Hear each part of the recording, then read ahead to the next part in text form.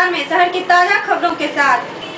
दलसिंह सराय railway station के समीप से लगभग 13 वर्षीय एक अज्ञात लड़की को घायल अवस्था में जीआरपी महिला कांस्टेबल के द्वारा डीएमसीएच में भर्ती कराया गया, जहां इमरजेंसी में पीजी डॉक्टरों द्वारा घायल लड़की का इलाज किया जा रहा है। पूछने पर महिला जीआरपी कांस्टेबल ने बताया कि शायद यह लड़की ट्रेन से गिरकर घायल हुई है। इसी दौरान लड़की के दाएं हाथ की हथेली भी कट गई है। बता दें कि इमरजेंसी में डॉक्टरों द्वारा इस लड़की का इलाज फर्श पर ही चल रहा था, जबकि स्ट्रेचर खाली पड़े थे।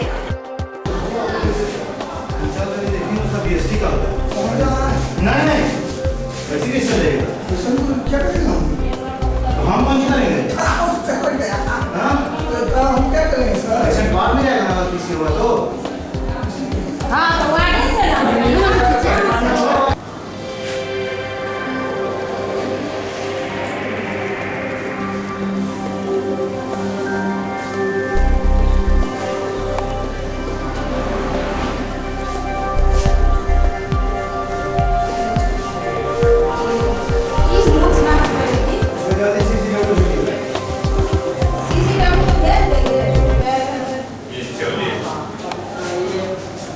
फ्रैक्चर था इसको लिख दीजिए फिर सिटी स्कैन के लिए सर लोग साथ में क्यों नहीं है।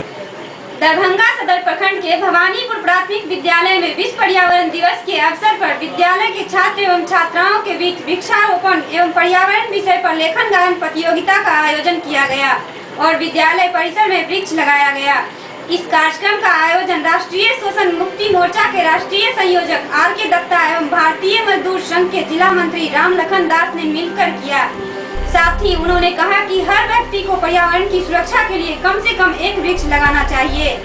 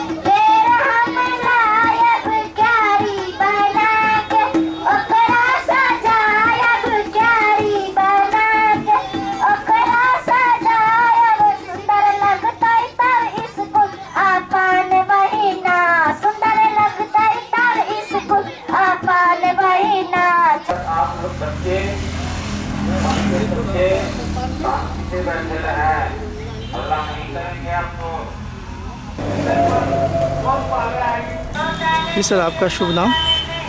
मेरा आर.के. दत्ता नाम हुआ, राष्ट्रीय संयोजक राष्ट्रीय शोषण मुक्ति मोर्चा के। और आज हम विश्व पर्यावरण दिवस के अवसर पर सदर प्रखंड के राजकीय प्राथमिक विद्यालय भवानीपुर मंच कैंपस में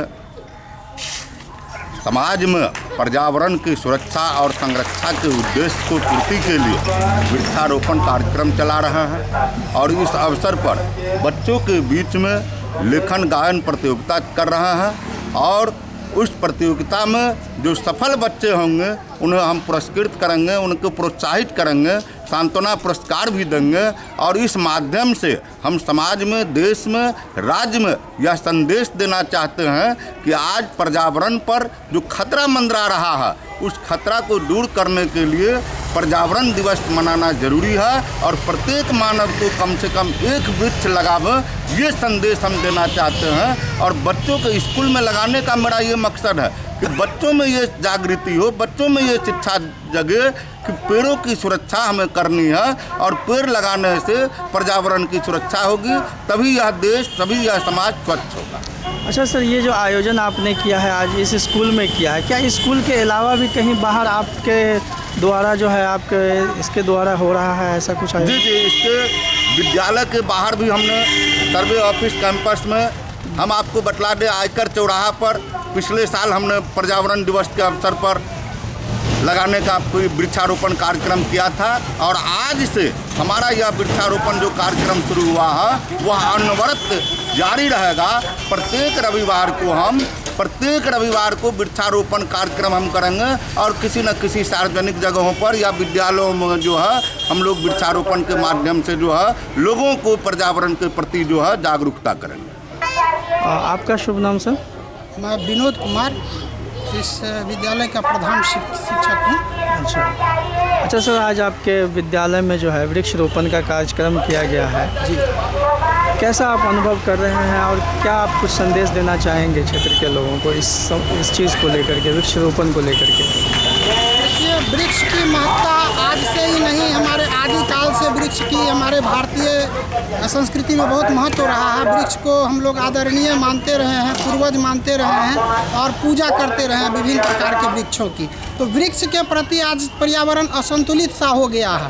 वृक्ष की कटाई अंधाधुंध हो रही है, लेकिन उसको वृक्ष लगाने पर बल नहीं दिया जा रहा है। और यह कैसे सुधरेगा, कैसे होगा? तो इसलिए बच्चों के अंदर में प्रेरणा देनी होगी कि नहीं, हमारा वृक्ष बहुत महत्वपूर्ण चीज़ है, इसको लगाना चाहिए, अधिक से अधिक लगाना चाहिए। हम जन्म दिवस मनाते हैं तो जन्म दिवस पर भी हम पेड़ लगावें। तो बच्चों के अंदर में एक शिक्षक होने के नाते ये हम करते हैं कि बच्चों के माध्यम से बच्चे उसके अभिभावक बने, हर पेड़ के अभिभावक बने, उसकी रक्षा करें। और यही भावना बच्चे के अंदर में गीत संगीत के माध्यम से भी होता है और लगाने के बाद में भी हम उसके बारे में उससे संबंधित गीत की रचना किए हैं और बच्चे के द्वारा आपने खुद रिकॉर्ड किया है, वो मेरी अपनी रचना है। तो बच्चे के अंदर में यह भावना विकसित करने के लिए कि पर्यावरण में हमको यह नहीं है कि बगल में केवल पेड़ ही लगाना नहीं, बल्कि इसके साथ साथ हम संदेश दे रहे हैं कि हम सड़क के किनारे शौचालय नहीं करें, शौच नहीं करें, हम शौचालय में ही शौच का प्रयोग करें। तो हम इस बात को लेकर करके कचरा जहाँ तहाँ नहीं फैलाएं, कचरा पेटी में ही जो डस्टबिन है उसमें ही हम कचरा डालें। तो ये सब अभ्यास बच्चे से कराना होगा, तब जा कर के एक अच्छा नागरिक बन पाएगा। जी सर, आपका शुभ नाम? मेरा नाम राम लखन दास, भारतीय मजदूर संघ का जिला मंत्री हूँ। जी, आज वृक्षारोपण का कार्य आप लोगों ने ये भवानीपुर स्कूल में रखा है जी, क्या कहना चाहेंगे आप, क्या संदेश देना चाह रहे हैं? भारतीय मजदूर संघ की ओर से पूरे हिंदुस्तान में पर्यावरण दिवस मनाया जा रहा है। इसी के अंतर्गत दरभंगा जिला भी राजकीय प्राथमिक विद्यालय भवानीपुर मठ को चुना और यहाँ हम बच्चों के बीच जागृति लाने के लिए, समाज में जागृति लाने के लिए, पर्यावरण को शुद्ध कैसे हो, जिस कारण से आज पर्यावरण दूषित हो गया है। आज पूरे हिंदुस्तान में बीमारी ढेर से होते जा रहे हैं और लोगों की मृत्यु होती जा रही है। तो पर्यावरण पहले के ज़माना में आज मैं देख रहा हूँ कि थोड़ा सा बादल आता था तो वर्षा होती थी, लेकिन आज बरसों महीनों गुजर गए लेकिन वर्षा नहीं हो रही है, जिसका कारण है जो कि पेड़ पौधे हम नहीं लगा रहे हैं, दिन प्रतिदिन काटते जा रहे हैं और पेड़ पौधे को काट करके हम घर बना रहे हैं। इन्हीं कारणों के लेकर के भारतीय मजदूर संघ। वहीं दूसरी तरफ भवानीपुर का यह विद्यालय शिक्षा विभाग के पदाधिकारियों एवं पंचायत के जनप्रतिनिधियों द्वारा उपेक्षा का शिकार है। हल्की बारिश में भी पूरा स्कूल परिसर जल जमाव की समस्या से ग्रस्त हो जाता है। वहीं स्कूल भवन को छूती हुई 11,000 वोल्ट बिजली की तार भी सालों से गुजर रही है, जो कभी भी किसी बड़ी दुर्घटना का कारण हो सकती है, मगर न तो विद्युत विभाग और न ही शिक्षा विभाग का इसकी ओर कोई ध्यान है।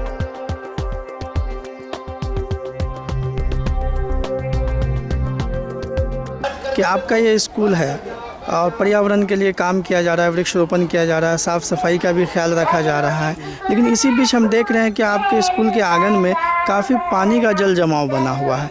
तो इससे निजात पाने के लिए क्या आप लोग करते हैं, क्या विभागीय कुछ मदद मिलती है जिससे कि इस तरह की समस्या ना हो? देखिए, मैंने इसके लिए जो यहाँ के स्थानीय मुखिया जी है, यहाँ के विधायक हैं, यहाँ के प्रमुख हैं, जो कोई भी हैं, हर स्तर पर जो भी पदाधिकारी आते हैं, सबसे मैं निवेदन करता हूँ कि आपके स्तर से ये सब मेरी समस्याएं हैं। अभी चापाकल की भी मेरे पास में समस्या है। देखिए चापाकल, वर्तमान में चापाकल की जो स्थिति है, मेरे बच्चे इतने परेशान हो रहे हैं, दूसरे के कल पर जाते हैं, बहुत तरह की कठिनाई होती है। मैं सबके संबंध में विभाग को आगाह कर रहा हूँ, सूचित कर रहा हूँ, लेकिन उनकी अपनी क्या लाचारी है मैं नहीं समझ पाता हूँ। अभी देखिए 11,000 वोल्ट का तार मेरे कैंपस से जा रहा है। जब घटना घट जाती है उसके बाद तो सारे के सारे लोग सक्रिय होते हैं, लेकिन शुरू से मैं नहीं। तो हम आप लोग से भी आग्रह करते हैं और समय समय पर आप लोगों की बहुत बड़ी कृपा रहती है, जो हमारे विद्यालय के संबंध में अच्छा रिपोर्ट अभी तक आप लोगों के द्वारा, चाहे जो भी मीडिया वाले हैं, देते रहे हैं, देखते रहे हैं। तो ये दिखाइए कि आप लोग भी दिखाइए कि हाँ हमारे यहाँ ये समस्या है, इस समस्या का निदान। तो यहाँ ये हम लोग विद्यालय में, प्राथमिक विद्यालय में साल में सिर्फ 10,000 रुपया मिलता है, और सोचिए कि 10,000 रुपया में ही विद्यालय का इतना 11 रूम है, यहाँ 11 कमरे हैं, उसका मरम्मती कार्य करना, हाँ मरम्मत मद में करना, चौक डस्टर से लेकर करके हर प्रकार का जो चीज़ है उस साधन में ज़्यादा राशि नहीं मिलती है। मध्य विद्यालय में बच्चे को बैठने के लिए भी सुविधाएं मेरा कहना ये था सर, आपने कहा कि हर संबंधित वरीय पदाधिकारी को इस समस्या के बारे में आपने लिखा है, और आपके जो लोकल जनप्रतिनिधि हैं, मुखिया हो चाहे जो भी हो, उनसे भी आपने ये चीज़ कहा, लेकिन इस समस्या जो पानी का जल जमाव है इससे निजात नहीं मिल सका। तो क्या आपको लगता है कि विभागीय या फिर जनप्रतिनिधि लोग जो हैं वो इस स्कूल की समस्याओं के प्रति ध्यान नहीं दे रहे हैं, यही समझा जाएगा?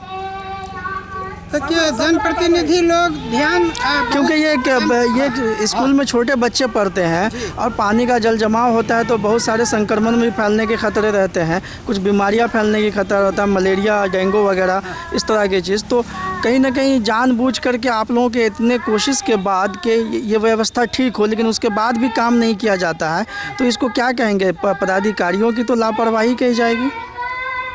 पदाधिकारी की लापरवाही कम, लेकिन जो जनप्रतिनिधि हैं यहाँ पर, वो जनप्रतिनिधि इस जो भी राशि आई है, इस संबंध में जो राशि आई है, मेरे समझ से उसका उचित उपयोग नहीं कर पाए हैं। केवल कागजी काम केवल किए हैं, कागज पर बहुत सारा चीज़ दिखला देते हैं कि यहाँ इतना गड्ढा था, वो गड्ढा था, लेकिन हकीकत तो आपके सामने में है। हाँ, तो वो उस पर नहीं है। हर कोई काम करता है तो वो निस्वार्थ भाव से, हमारा स्कूल है, हमारा समाज है, इस भाव से अगर काम करे तो कहीं कोई समस्या नहीं होगी। हाँ, कोई कार्यक्रम अभी देखिए लगभग मैं समझता हूँ इसके कारण शायद इसका पैसा भी मैं सुन रहा हूँ कि पैसा कुछ अटक गया है, क्योंकि मैंने कंप्लेन किया था इसी बात के लिए। जो आए हुए थे उनको कंप्लेन किया कि हमारे यहाँ कैंपस में इतना कम से कम मिट्टी जरूर गिर जाना चाहिए कि हमारा कम से कम ये चीज़ दिखे। ये किस पंचायत में आता है आपका? ये बिजली पंचायत में आता है। और आपके मुखिया कौन है? बिजली पंचायत के मुखिया का कौन है? सुरेंद्र ठाकुर है, महिला है। महिला, अच्छा। सुरेंद्र ठाकुर जी हैं, तो वही देख रेख करते हैं। और जो वार्ड मेंबर हैं वो सब, हमने जूनियर इंजीनियर को इसके लिए बोला, जूनियर इंजीनियर से आपको तो कहा कि आपको इससे सब नहीं मतलब है। अच्छा, हाँ। जूनियर इंजीनियर कौन, किस विभाग के? ये मनरेगा के तहत जो जूनियर इंजीनियर यहाँ आए थे, मैंने उनको बोला, वो हमको सिखाने लगे कि आपका मतलब जो है सो क्या है। बहादुरपुर प्रखंड के भैरवपट्टी गांव के हजारों ग्रामीणों ने दरभंगा कुशेश्वर स्थान की मुख्य सड़क को जाम कर दिया।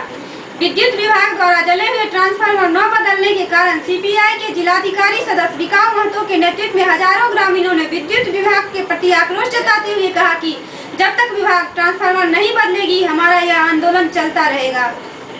क्या नाम हुआ सर आपका? मेरा नाम हुआ विकास महतो जी।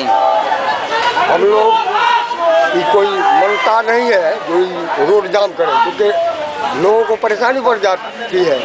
हमारे यहाँ पर सत्संग नगर जो है भैरवपट्टी में एक ट्रांसफार्मर लगा और हम कभी भी ठीक नहीं होता है। एगो लगा देता है, फिर कंज्यूमर 700 से अधिक है, लोड नहीं लेता है, उड़ जाता है, और लगातार ये परंपरा सालों भर से हो रहा है। बाध्य होकर के हम लोग, क्योंकि 2 ट्रांसफार्मर की आवश्यकता है, और उसके जगह 167 का लगाया जाता है, तो ये लोड नहीं लेता है। इसलिए हम लोग का मांग है कि सत्संग नगर में 200 kV का एगो लगा दिया जाए और वैकल्पिक व्यवस्था जो बैंकर्स कॉलोनी के लिए है सब कुछ मौजूद है, केवल नया ट्रांसफार्मर का आवंटन वहाँ कर दिया जाए।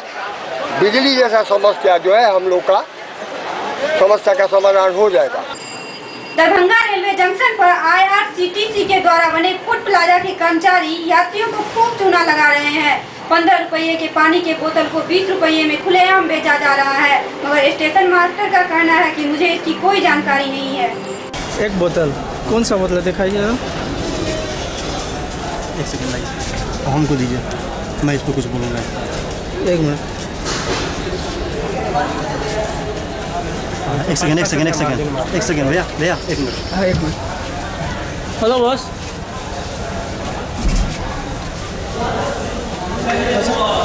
कितने का पानी बेचते हो? 15 का।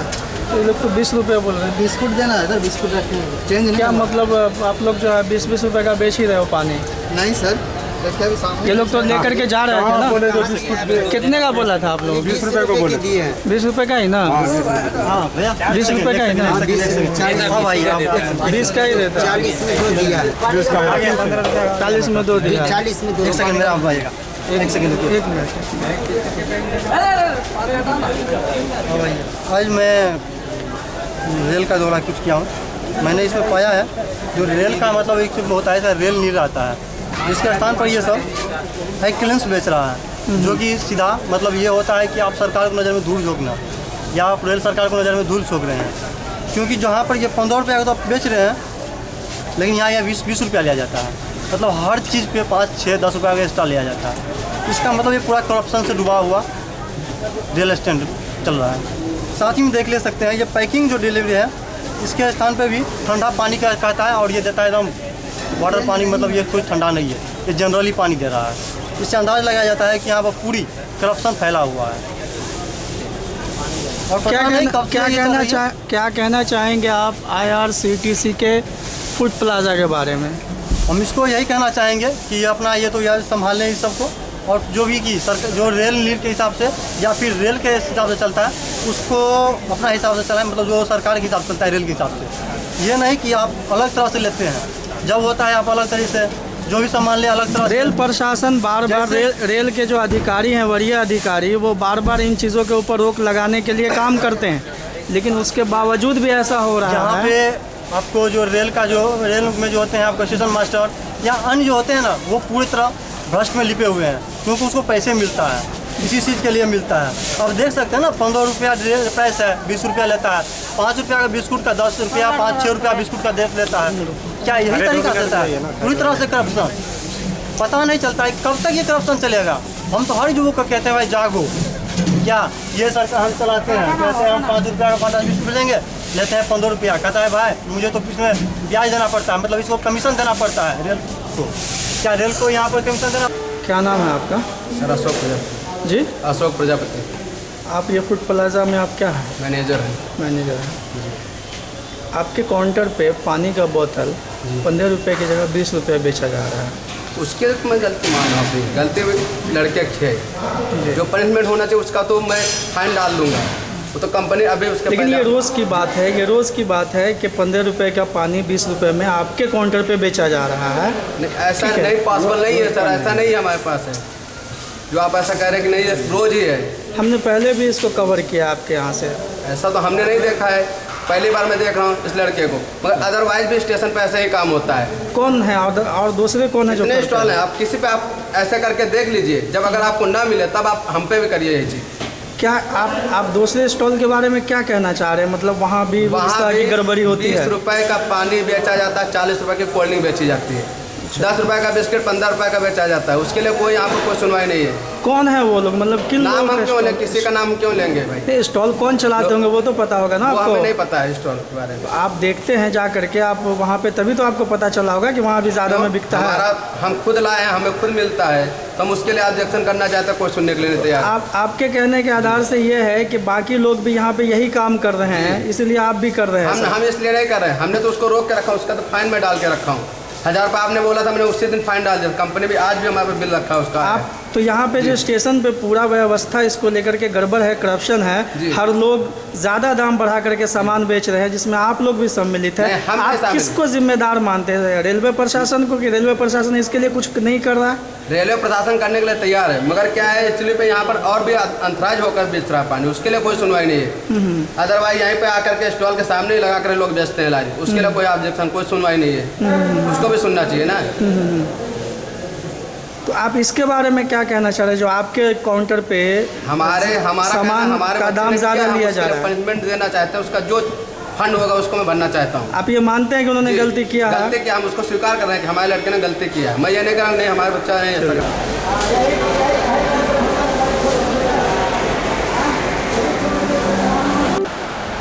सर एक खबर है कि दरभंगा रेलवे जंक्शन पे वेंडरों द्वारा, ख़ास तौर से जो IRCTC का जो फूड प्लाज़ा है उसमें पानी की जो बोतलें हैं वो जो उसकी नियमित उसकी जो रेट है 15 रुपया, उससे अधिक पैसों में बेचा जाता है, 20-25 में। और भी वेंडरों द्वारा यही काम किया जाता है पानी के मामले में, ख़ास तौर से रेल नीड के अलावा और भी पानी की बोतलें यूज़ की जा रही है। ये सब हो रहा है, इसके लिए सर जिम्मेदार कौन है, या रेलवे इसके लिए क्या कर रही है सर? ऐसा कुछ नहीं हो रहा है, रेल नीड ही बिक्री की जा रही है। जब रेल नीड सप्लाई नहीं होता है तब दूसरा कंपनी को बेचने का प्रयास भी किया जाता है, लेकिन इसकी ऐसी अनुमति नहीं मिली है तब रेल नीड का बिक्री बंद हो जाता है, मिनरल का उपलब्धता बंद हो जाता है। फूड प्लाजा का या अन्य किसी भी रेल नीड का ज़्यादा पैसा लेने का ऐसा कोई कंप्लेन हमारे पास अवेलेबल है, इसमें हमने नहीं देखा। कभी पता होगा तो देखा जाएगा, ऐसा कभी। सर हमारे चैनल ने इसकी 2 बार खबर बनाई है, जो रंगे हाथों पकड़ा गया है कि 15 रुपये का पानी का बोतल 20 रुपये में बेचा जा रहा है। इससे पूर्व में खबर बन चुकी है ऑलरेडी 2 बार। आपके चैनलों के द्वारा क्या किया जा रहा है मुझे पता नहीं है, लेकिन इस तरह की शिकायत अगर आपके द्वारा ही मुझे मिली है तो बिल्कुल उसको देखा जाएगा, कार्रवाई की जाएगी। जी सर, आपका शुभ नाम? इसके साथ ही आज का क्षेत्रीय समाचार यही समाप्त हुआ। कल फिर मुलाकात होगी शहर के ताजा समाचारों के साथ। तब तक के लिए नमस्कार।